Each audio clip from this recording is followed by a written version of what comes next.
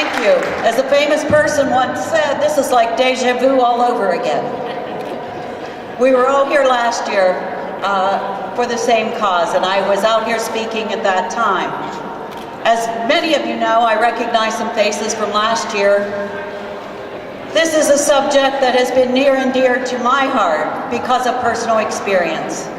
Because of a caregiver to my mother-in-law, both at the same time, I might add. I could not have provided that service without all of you. Without all of you that came into my home and provided care that I could go to work each and every day. And I knew my loved ones were cared for. Not there doing what you would think of as a job, but really and truly being there as someone that came to love my loved ones as much as I did. So I can only speak for all of you as a member of the Appropriations Committee again this year.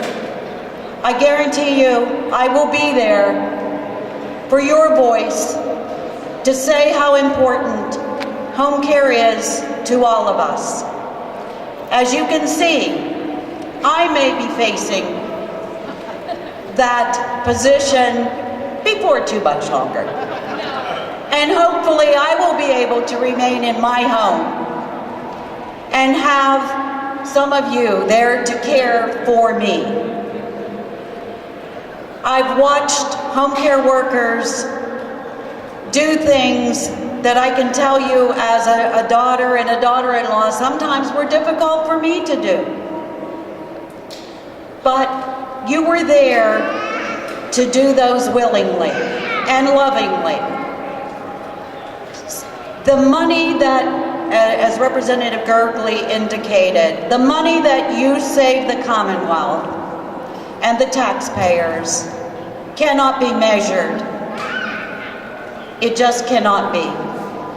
So we will be there to fight for you. You are doing the right thing by being here today. Make some noise. Let people know you're there and you're going to stay. And you're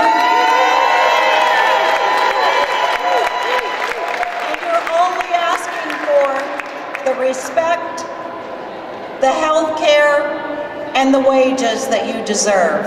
Thank you very much.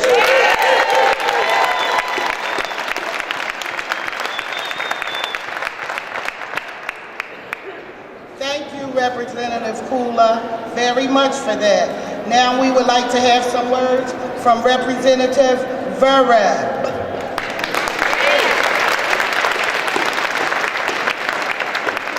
How is everyone? Can we all agree that Representative Kula is not going to be having home care anytime soon? Glad to be here. We are in economically challenging times. And there is no doubt, especially being in the majority caucus, that we have horrific decisions to make across the board. So here's what I say to the workers behind me. It's vital not to yell and scream. It's vital to sell your message and what you do for so many Pennsylvanians, because a lot of people, until I've met your group, don't understand all the efforts that you do. So yelling and screaming works sometimes, but educating all the members of the General Assembly is going to be the best part you can do for the future and the best help you can give us in assessing an horrific budget process that we have to undertake this year. So sell what you do, because what you do is help Pennsylvanians get through some of their hardest times, and that's what we need you to do today, is work with us together and identify the areas of strength for Pennsylvania and the areas for improvement in Pennsylvania. And certainly you can serve that role in educating members, answering members' questions, and certainly listening to their viewpoints. But the number one opportunity you have here is to sell yourself and sell what you do for so many needy Pennsylvanians. Thank you.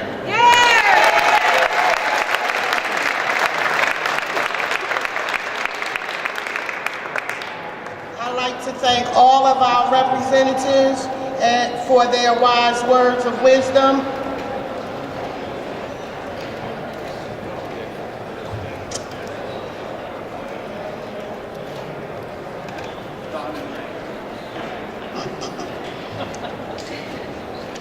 Now we have Dawn Esterly and Ray Ferry from Meadowville and Crawford County.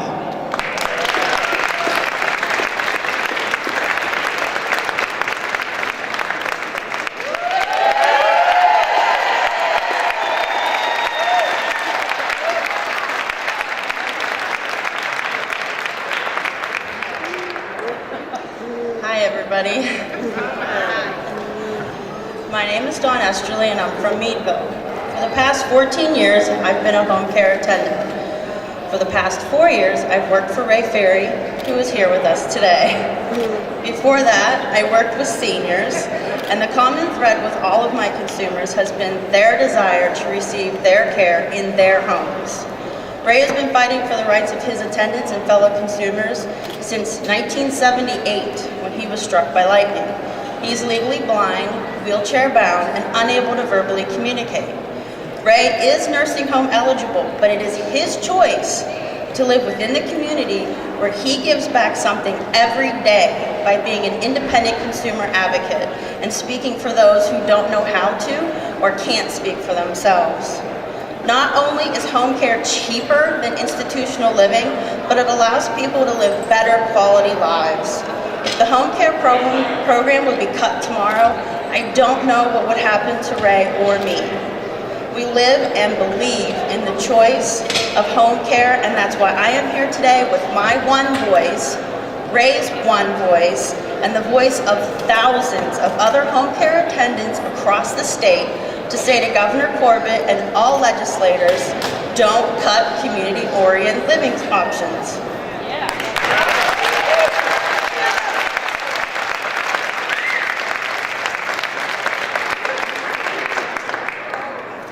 Since Ray is unable to verbally communicate, he wrote up something beforehand and he wants me to read it. Hello, my name is Ray Ferry and I am a lightning strike survivor. I was struck in 1978, just 3 months shy of my 13th birthday. After 3 months in 4 different hospitals, the doctors had no more hope for me and told my parents I was a quote-unquote vegetable and that they should put me in a nursing home and forget about me. My mom turned to the doctors and told them, get my son ready. I'm taking him home now.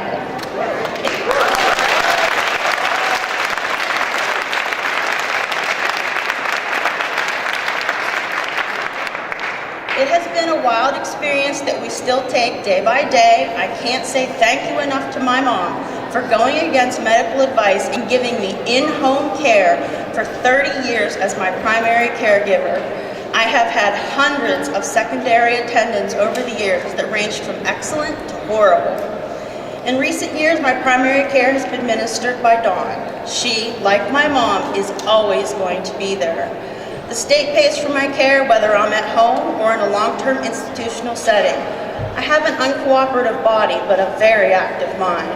I know this is directly related to the in-home one-on-one care I have received in my home.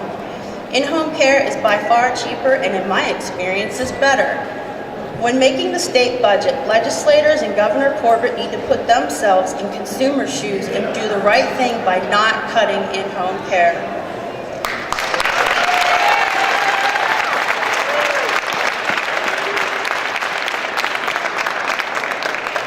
We both understand that the legislators have some really horrible choices to make, but I just want to remind them that disability is a group that everyone joins at some point in their life, and they need to think about that for what they want in their care when they're disabled.